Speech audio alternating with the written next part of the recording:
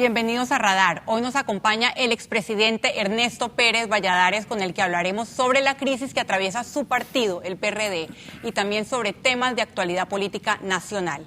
Más adelante estaremos con autoridades y expertos hablando sobre la contaminación del río La Villa.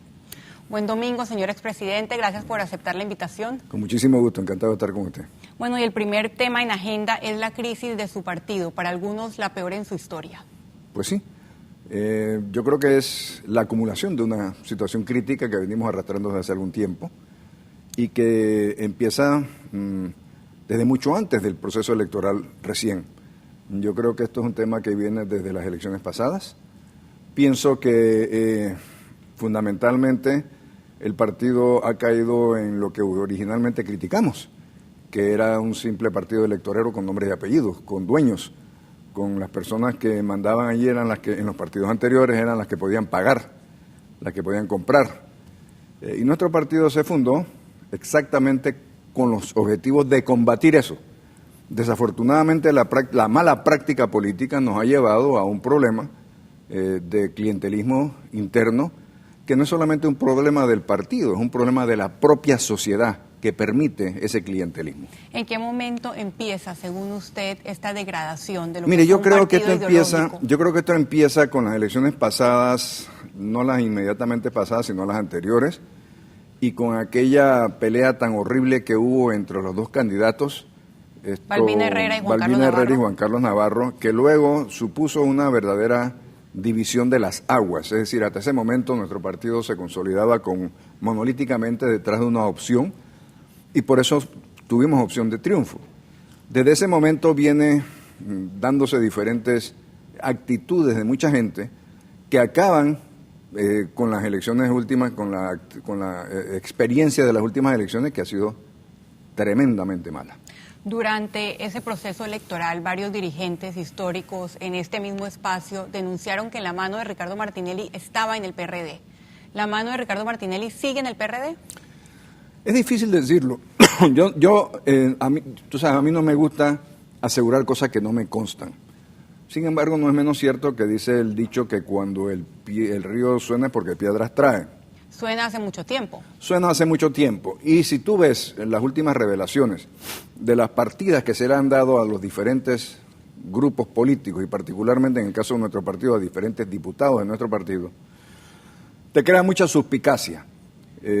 Nosotros creemos que en efecto eso fue un mecanismo de corrupción que se instituyó durante el gobierno de Martinelli fundamentalmente, y que se exacerbó a un punto inaudito durante los últimos meses de su gobierno.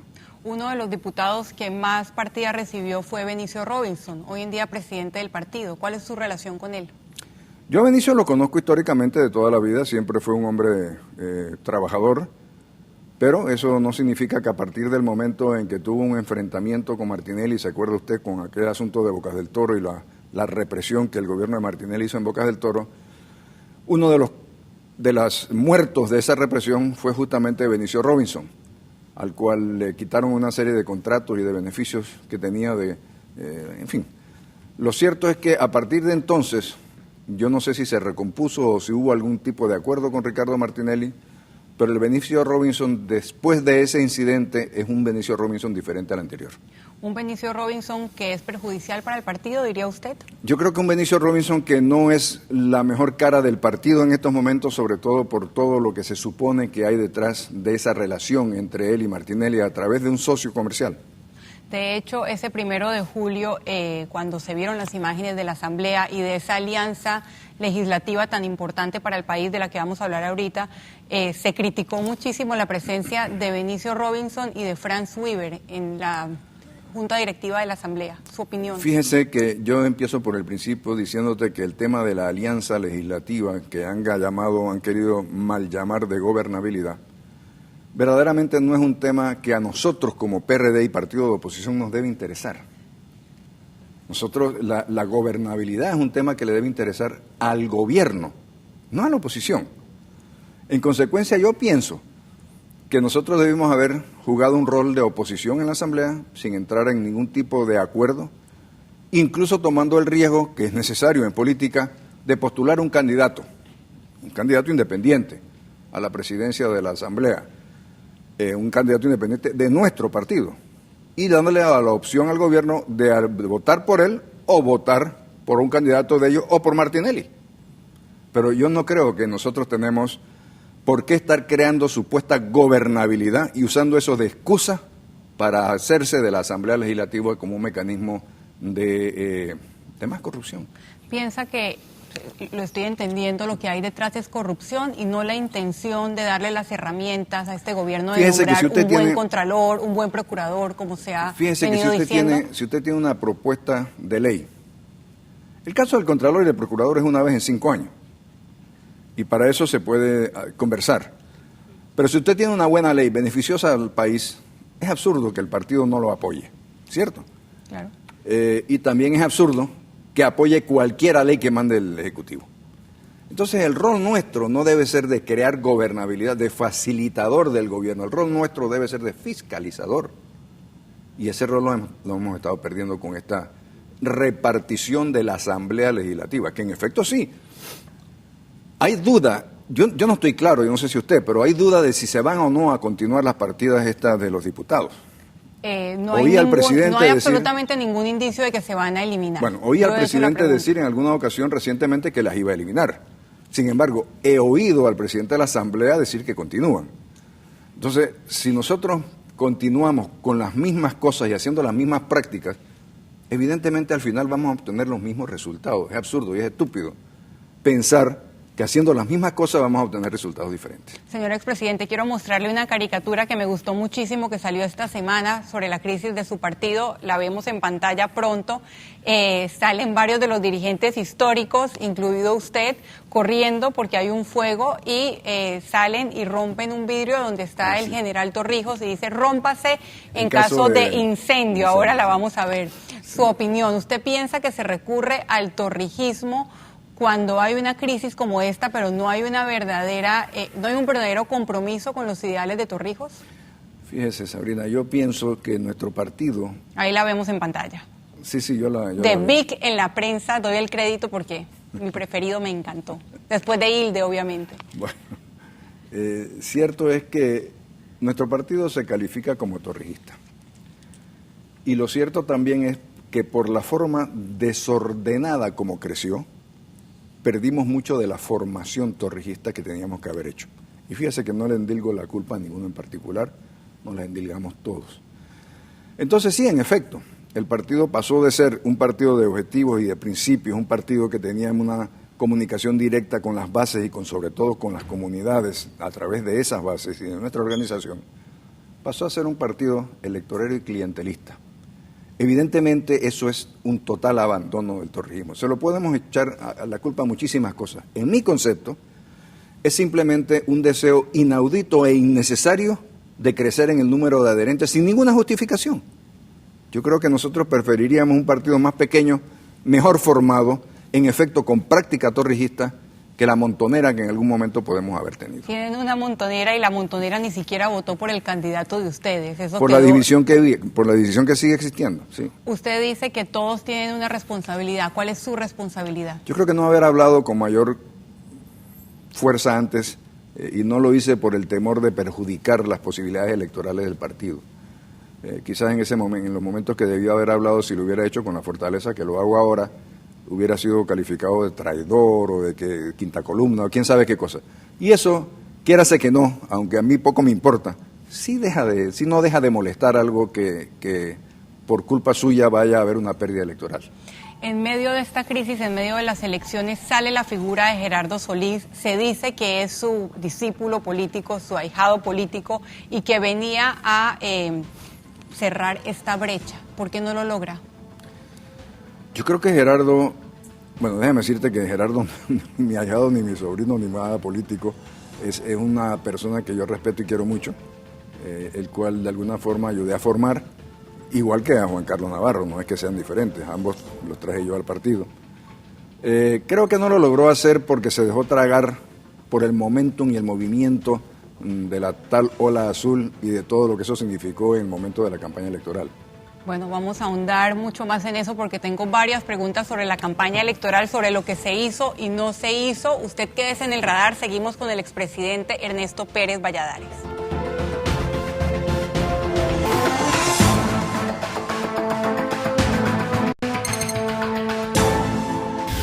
Seguimos en Radar conversando con el expresidente Pérez Valladares. Estábamos hablando de por qué Gerardo Solís no cumple ese papel.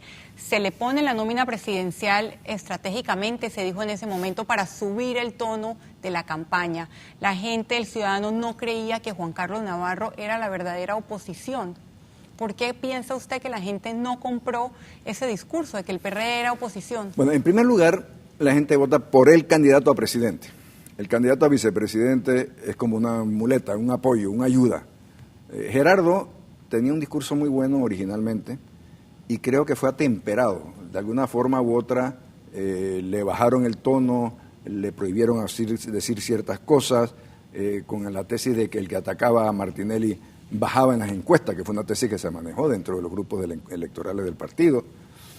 E hizo entonces que la campaña fuera una campaña que no se entendió como una campaña de un candidato de oposición, sino como una campaña de un candidato que de una forma u otra mantenía algún vínculo o alguna relación con el gobierno de Martinelli. ¿Fueron estos asesores, estos gurús de mercadeo y políticos los que considera usted, porque usted no estaba tomando las decisiones de campaña, bajaron el tono de la campaña? Es que yo creo que ni siquiera JJ Rendón se mencionó como uno de los asesores, incluso se confirmó. Fíjese que yo ni siquiera conozco al señor Rendón, así que mal puedo yo calificar que haya sido él uno de los causantes de esto. Yo le digo que había un grupo muy cercano al candidato que sí tenían un poco de aprehensión de que la campaña fuera una campaña dura de oposición, cuestionadora, inquisidora, y más bien abogaban por una campaña así como la que fue, una campaña de aguas tibias, de no te metas mucho con este, no te metas mucho con aquel, porque de una forma u otra, ese grupo que se denominó el Círculo Cero, tenían vinculaciones con las personas que habían que atacar. La pregunta que queda en el ambiente es, ¿qué pasa cuando la misma gente que está buscando cargos electorales es la gente que está en la dirección del partido? ¿Se deben separar ambos ámbitos? Esa es una tesis que tiene su tesis y su antítesis. ¿Qué piensa usted? Mire, yo le hablo por mi experiencia. Evidentemente yo era secretario general cuando fui candidato. Y creo que nadie tiene mejor interés en lograr el triunfo del partido que quien está directamente en la contienda electoral. ¿Cuáles son sus aspiraciones hoy en día? Que el partido se recomponga. Sus aspiraciones políticas personales. Esas son, que mis aspiraciones políticas personales, que el partido se recomponga, se refunde y que sea un verdadero partido honesto de oposición. ¿Qué papel piensa jugar usted dentro de esas aspiraciones? El que sea necesario, Sabrina. No tengo ningún papel en particular. Yo estoy muy tranquilo con mi vida y con mi actuación pasada. Creo que mi historia está escrita. No tengo ninguna cosa que me quede por escribir, pero tampoco evado la responsabilidad que pueda tener de la recomposición del partido, porque históricamente yo soy uno de los fundadores de este partido que se ha desviado de su curso. Le pregunto directamente, ¿usted aspira a volver a ser presidente de la República? Eso es lo que menos aspiro. No aspira a ser presidente de la República. Es lo que menos aspiro, es mi respuesta. No es lo que no aspiro, es lo que menos aspiro. ¿Qué es lo que más aspira? A que el partido se recomponga y sea, en este quinquenio. Mire, uno de los serios problemas que tenemos, nosotros los panameños, hablando en términos generales, es que solamente pensamos en ser presidente. O sea, estamos empezando un periodo de gobierno y ya se está pensando en nuevas candidaturas para dentro de 5 años. Yo creo que en el medio hay mucha agua debajo de este puente que nosotros de una forma u otra tenemos que canalizar y organizar para que la sociedad progrese y para que nuestro partido se fortalezca producto de ese fortalecimiento de la sociedad. ¿Qué tipo de dirigencia piensa usted necesita el PRD? ¿Qué tipo de liderazgo? Yo creo que necesita un liderazgo fuerte, yo creo que necesita un liderazgo con capacidad e inteligencia para entender las cosas que son positivas para el país y para el partido, y las cosas que son negativas y descartarlas, las que sean negativas para el país y para el partido. El PRI mexicano, después de 2 derrotas, parecido al escenario de ustedes, salió con una figura joven y emergente que los llevó de nuevo al triunfo. ¿Usted piensa que ese modelo se podría aplicar en el PRD? Yo creo que cualquier modelo se puede aplicar en la medida en que haya la capacidad de recomponer nuestras fuerzas. Es decir, para mí, el ser joven no es ninguna virtud. Todos hemos pasado por la juventud. La única virtud de la juventud es no saber nada, es empezar a conocer, es hacerse, es formarse. Es decir, este tema muy repetido de que caras nuevas. Oiga, usted sabe lo que le cuesta al país, no a un partido, hacer un dirigente. La cantidad de errores que una persona comete para ser un dirigente probado. Entonces hablar de caras nuevas es un eufemismo, es una tontería. Claro, la experiencia pesa definitivamente. Debe pesar.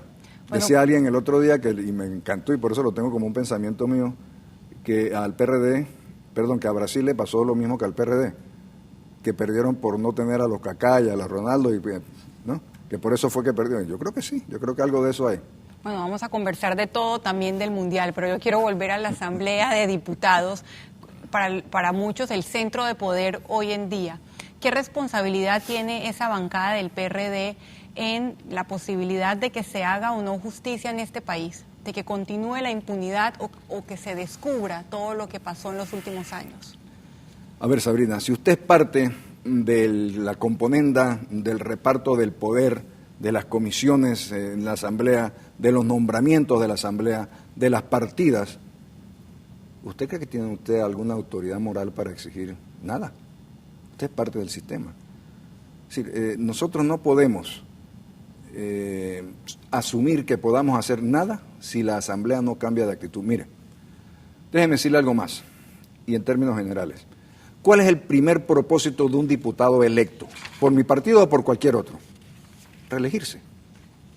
¿Y cómo se reelige?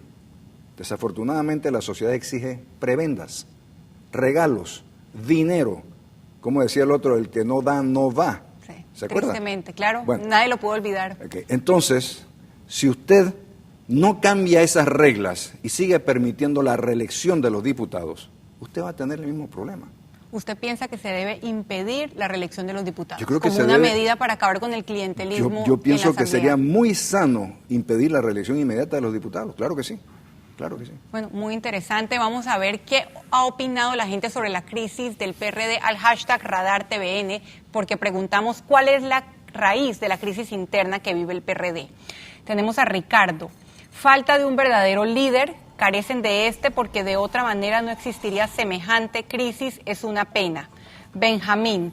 Que los viejos y nuevos dirigentes no quieran soltar la papa, no creen en relevo generacional, solo existen ellos. Patricio, lo mismo que a todos los partidos hoy en día, ausencia de ideología y actitud electorera con el agravante de la derrota en el caso del PRD. Federico, se debe a que todo el CEN azul estaba entregado y vendido a Ricardo Martinelli Berrocal. Jennifer, la corrupción, la deslealtad a sus dirigentes, la infidelidad a sus ideales partidistas. Y señor alquimista, que son un partido enfermo y corrupto, no de ahora, de siempre. Bueno, opiniones divididas, algunas coinciden con lo que usted ha dicho. Seguimos con mucho más de esta entrevista con Ernesto Pérez Valladares en El Radar. Usted no se vaya.